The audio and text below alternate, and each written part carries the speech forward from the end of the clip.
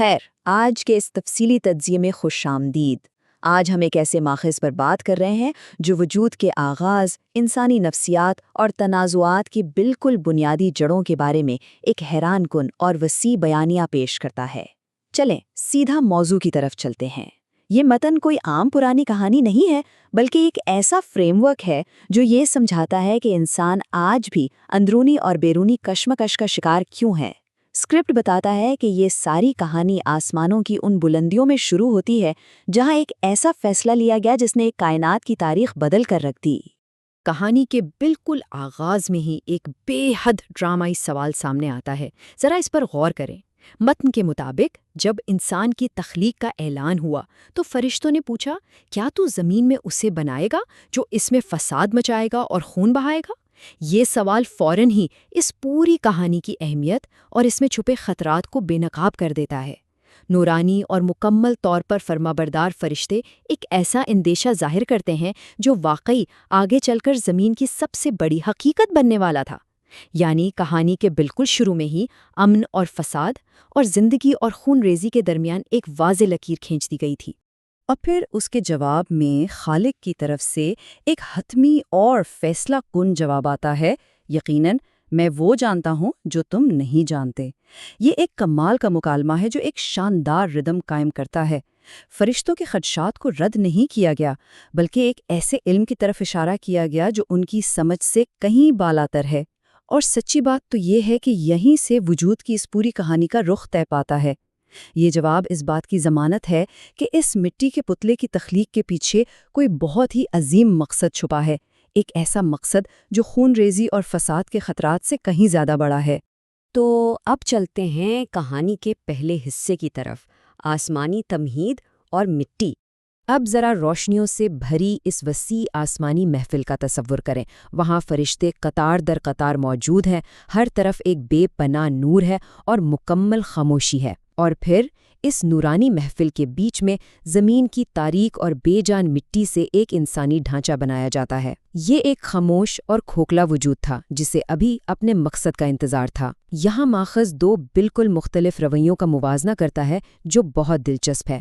ایک طرف نور سے بنے فرشتے ہیں جو خاموشی اور فرمانبرداری سے اس نئے وجود کا مشاہدہ کر رہے ہیں، لیکن دوسری طرف ابلیس ہے جو فرشتہ نہیں بلکہ آگ سے بنا ہے، مگر اپنی عبادت کی وجہ سے اس محفل میں موجود ہے۔ جہاں فرشتے اس مٹی کے پتلے کو فرمانبرداری سے دیکھتے ہیں، وہیں ابلیس اسے حقارت اور تکبر سے دیکھتا ہے۔ متن بڑی مہارت سے دکھاتا ہے کہ ابلیس اس نئے وجود کا اندازہ لگانے میں کتنی بڑی غلطی کر رہا تھا، اور اس کی یہ سوچ اس جملے سے بالکل واضح ہو جاتی ہے، یہ مخلوق کھوکھلی ہے، یہ کمزور ہوگا، میں اس پر غالب آ جاؤں گا۔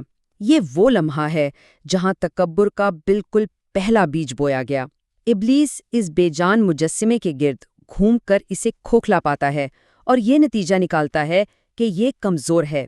جہاں فرشتوں کو ایک نامعلوم حکمت نظر آ رہی تھی، وہاں ابلیس کو کمزوری اور اپنا غلبہ نظر آتا ہے۔ یہ کوئی معمولی مشاہدہ نہیں تھا، دراصل یہ وہ لمحہ تھا جب کائنات میں پہلی بار برتری اور تکبر کے تصور نے جنم لیا۔ اور اسی سے ہم پہنچتے ہیں دوسرے حصے کی جانب، آسمانوں میں عروج۔ اب کہانی اپنے سب سے اہم موڑ پر آ جاتی ہے۔ یہ وہ لمحہ ہے جب اس کھوکھلے مجسمے میں زندگی پھونکی جاتی ہے۔ ماخذ بتاتا ہے کہ جیسے ہی روح داخل ہوتی ہے، وہ بے جان مٹی ایک باشعور انسان بن جاتی ہے۔ کائنات کی خاموشی ٹوٹتی ہے اور نظام ہمیشہ کے لیے بدل جاتا ہے۔ اس ٹائم لائن کو دیکھیں، واقعات کتنی تیزی سے ہوتے ہیں۔ پہلے روح پھونکی گئی، کائنات کی خاموشی ٹوٹی اور فوراً ہی سجدے کا حکم آ گیا۔ بغیر کسی ہچکچاہٹ کے روشنیوں کا ایک پورا سمندر سجدے میں گر گیا، ایک مکمل اجتماعی فرمانبرداری۔ لیکن اس طوفان اطاعت کے بیچ ایک ہستی اپنی جگہ پر سختی سے کھڑی رہی، وہ ابلیس تھا۔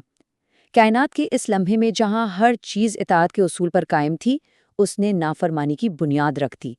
جب اس سے وجہ پوچھی گئی تو اس کا جواب تھا، میں اس سے بہتر ہوں، تو نے مجھے آگ سے پیدا کیا اور اسے مٹی سے۔ یہاں سمجھنے کی بات یہ ہے کہ یہ انکار کسی غلط فہمی یا جہالت کی وجہ سے نہیں تھا، بلکہ یہ خالص تکبر تھا۔ ابلیس نے مٹی کے مقابلے میں آگ کو برتر سمجھ لیا۔ متن بالکل غیر جانبدارانہ انداز میں واضح کرتا ہے کہ اس منطق کا نتیجہ فوراً جنت سے بے دخلی کی صورت میں نکلا۔ یہ کوئی کمزوری نہیں تھی، یہ سیدھی بغاوت تھی۔ اس کے بعد شروع ہوتا ہے تیسرا اور چوتھا حصہ، قسم اور باغ۔ جنت سے نکالے جانے کے بعد ابلیس نے ایک طویل مدتی دشمنی کا اعلان کیا۔ اس نے باقاعدہ قیامت کے دن تک کی مہلت مانگی اور قسم کھائی کہ وہ انسان کو مسلسل گمراہ کرے گا۔ یوں ایک ایسی جنگ شروع ہوئی جس کا میدان جنگ انسان کا اپنا ذہن اور دل تھا۔ اس جنگ کا پہلا معرکہ جنت کے اس پرسکون اور فراوانی والے باغ میں ہوتا ہے۔ آدم اور ان کی بیوی کو وہاں ہر طرح کی آزادی اور سکون میسر تھا، سوائے ایک چیز کے۔ ان کے لیے صرف ایک حد مقرر کی گئی تھی کہ ایک مخصوص درخت کے قریب نہیں جانا۔ یہ ان کی فرمانبرداری کا واحد امتحان تھا۔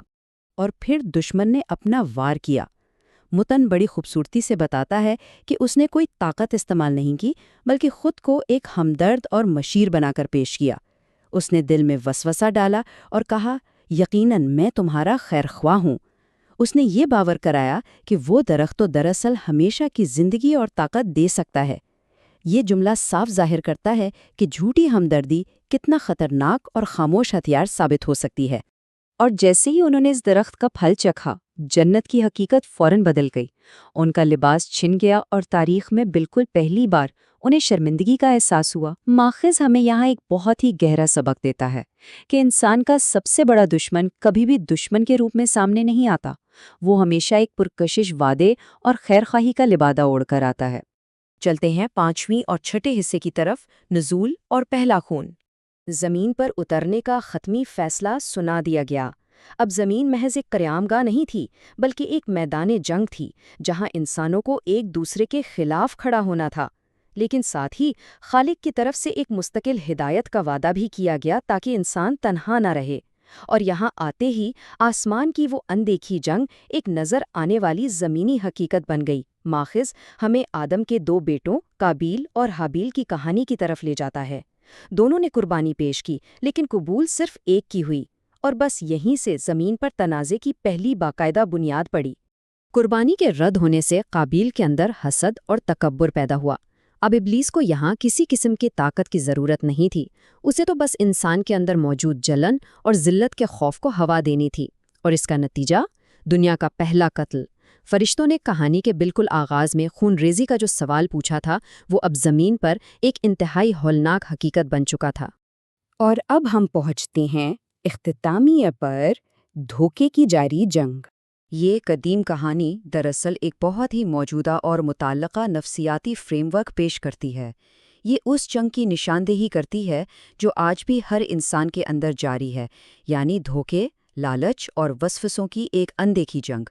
اگر ہم غور کریں تو یہ کشمکش کوئی بے ترتیب چیز نہیں ہے، بلکہ ایک باقاعدہ سسٹم ہے۔ دشمن کا طریقہ کار ایک مکمل حکمت عملی پر مبنی ہے۔ پہلے وہ دل میں وسوسہ ڈالتا ہے، پھر اس برے کام کو بہت پرکشش بناتا ہے، جھوٹے وعدے کرتا ہے، دھوکہ دیتا ہے، اور آخر میں انسان کو اپنے ہی ساتھیوں اور مستقبل سے خوفزدہ کر دیتا ہے۔ یہ انسانی ذہن پر حملہ کرنے کی واقعی ایک کمال کی اور مؤثر حکمت عملی ہے۔ مکمل غیر جانبداری کے ساتھ واضح کرتا ہے کہ اس دشمن کی اصل طاقت آخر ہے کیا۔ دراصل اس کے پاس جبر کرنے یا زبردستی قابو پانے کی کوئی طاقت ہے ہی نہیں۔ وہ صرف اثر انداز ہوتا ہے، مشورہ دیتا ہے اور پھر پیچھے ہٹ جاتا ہے۔ وہ انسان کو اس وہم میں مبتلا کر دیتا ہے کہ یہ سارے فیصلے انسان نے خود کیے ہیں، اور سچ پوچھیں تو یہی اس کے دھوکے کی سب سے بڑی کامیابی ہے۔ لیکن اس تمام تر کشمکش کے باوجود ماخذ ایک انتہائی طاقتور اور امید افزا پیغام بھی دیتا ہے۔ ایک حقیقت بالکل اٹل ہے، انسان کو کبھی بھی تنہا اور بے یار و مددگار نہیں چھوڑا گیا ہے، رہنمائی کا راستہ ہمیشہ کھلا رکھا گیا ہے۔ دشمن جتنا بھی چالاک اور طاقتور کیوں نہ ہو، انسان کے پاس ہمیشہ یہ اختیار باقی رہتا ہے کہ وہ روشنی اور ہدایت کے راستے کا انتخاب کر سکے۔ انتخاب کا حق کبھی نہیں چھینا گیا۔ اس پورے تجزیے کے بعد یہ آخری سلائیڈ ایک بہت ہی فکر انگیز سوال چھوڑ جاتی ہے۔ یہ بیانیہ جو فرشتوں کی محفل سے شروع ہو کر زمین کے پہلے قتل تک آیا، دراصل آج بھی ہمارے اندر زندہ ہے۔ سوچنے کی بات یہ ہے کہ کیا انسان اپنے ذہن اور دل کے اندر چلنے والی اس خاموش اور غیر مروی جنگ سے واقعی باخبر ہے؟ یہ ماخوذ ایک دعوت دیتا ہے کہ اپنے ارد گرد کے تنازعات کو سمجھنے سے پہلے اپنے اندر کے میدان جنگ کو سمجھا جائے۔ آج کے اس گفتگو میں شامل ہونے کا بہت شکریہ۔ امید ہے اس تجزیے سے سوچ کے کئی نئے دروازے کھلیں گے۔